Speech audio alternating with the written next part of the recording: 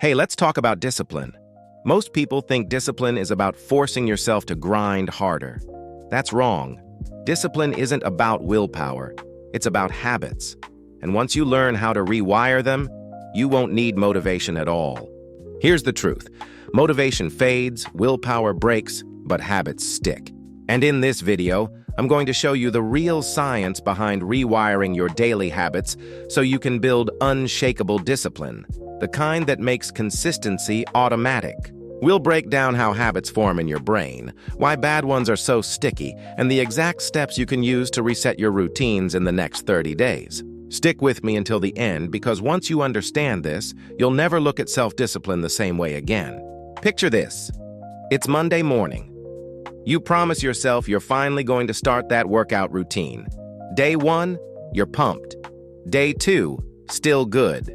By day 5, you're back on the couch scrolling TikTok. Sound familiar? That's because relying on willpower is like trying to fill a swimming pool with a cup of water. It runs out fast. Studies from psychologist Roy Baumeister on ego depletion showed that willpower is a finite resource. Every decision, every temptation chips away at it. That's why you feel exhausted by the end of the day. So if discipline isn't willpower, what is it? It's habits. And habits are just the brain's way of saving energy. In his book, The Power of Habit, Charles Duhigg explains the simple loop behind every habit. Cue, the trigger, like stress, boredom, or a phone notification. Routine, the behavior that follows, scrolling, eating, smoking. Reward, the dopamine hit that reinforces it. Here's an example. You're stressed from work. Cue. You open Instagram. Routine. You get distracted and laugh at memes. Reward. Boom. Your brain wires it in.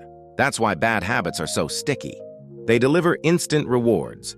On the other hand, good habits, like exercising, often have delayed rewards. You don't instantly feel shredded after one workout. That gap makes it harder to stay consistent. But here's the secret. You can rewire the loop. Discipline isn't about being stronger than your temptations. It's about designing your environment and systems so the right choice becomes the easy choice. Think of brushing your teeth. You don't wake up and argue with yourself, should I brush today? No, the toothbrush is sitting there. The system is set. That's what we want to create for every habit. A study from Duke University found that about 40–45% of what we do each day is habitual, not conscious choice. That means almost half your life is on autopilot. To become disciplined, you must first change your habits, then change your autopilot and finally break the cycle. Now, this is where the 30-day rewiring method comes into place, following this simple 5-step plan. Step 1. Identify the cues. Ask yourself, when do I usually fall into this habit? Is it stress, boredom, a specific time of day? Write it down. Example, every night at 11 p.m. you grab snacks. The cue isn't hunger, it's boredom. Step 2, replace. Don't remove. Your brain hates a vacuum. If you try to just stop a habit, the craving stays. But if you replace the routine with something healthier that delivers a similar reward, the brain adapts. Example, instead of scrolling when stressed, try a 2-minute walk or a quick set of push-ups. You still get a dopamine release, but without the damage. Step 3, habit stacking. Comes straight from James Clear's Atomic Habits. Attach a new habit to an existing one. Example, after I pour my morning coffee, I'll write 3 sentences in my journal. Over time, the new habit piggybacks on the old one. Step 4, track your wins. Your brain loves progress. Even small check marks trigger dopamine. Use a calendar, a journal, or an app. Seeing that streak builds momentum. Jerry Seinfeld called it the don't break the chain method. It's how he built a career writing jokes every single day. Step 5, plan for failure. Here's the truth. You will slip. But missing once doesn't matter. Research shows it's the speed of recovery that counts. Get back on track the very next day and the habit sticks. Example, you missed a day at the gym? Fine. Don't miss 2 in a row. Reset immediately. Now, I know that it's a lot easier said than done. Around this stage, you may face what is known as the 2-week slump.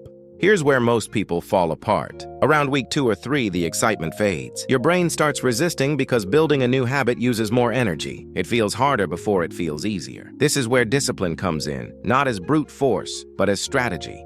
Things are getting too tough to stick to? Lower the bar. Instead of 20 push-ups, commit to 10. Often, once you start, momentum carries you. Doing little is much better than doing nothing. Are old bad habits getting in the way, making things harder? Reduce friction. Lay out your gym clothes the night before.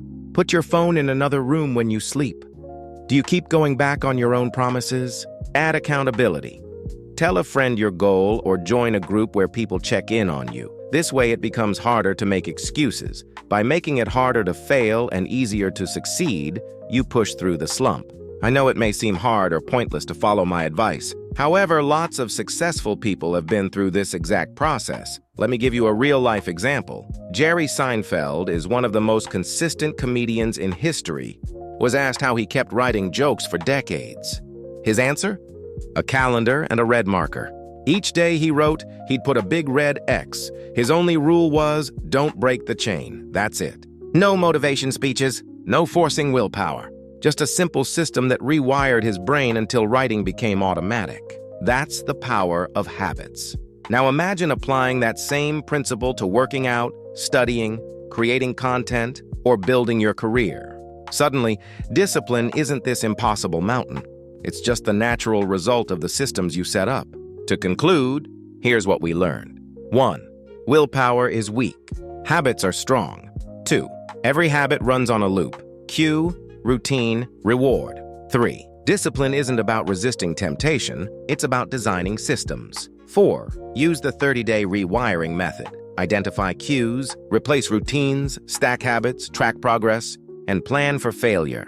5. And most importantly, expect the 2-week slump, but push through with strategy, not brute force. If you can shift even one habit this month using these steps, you'll prove to yourself how powerful rewiring can be. And once you do, discipline won't feel like punishment anymore. It'll feel like autopilot,